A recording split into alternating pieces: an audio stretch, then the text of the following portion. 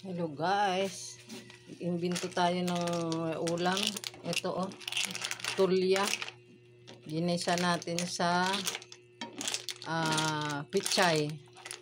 Ayan sa tindi ng kamahalan ng bilihin ngayon guys. Kailangan maging wais. Ngayon ko lang din ito nagawa. First time ko rin.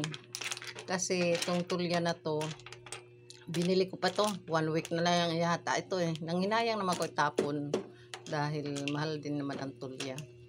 Nung sinubukan kong pakuluan siya sa asin muna para matikman ko, masarap pala siya. Para siyang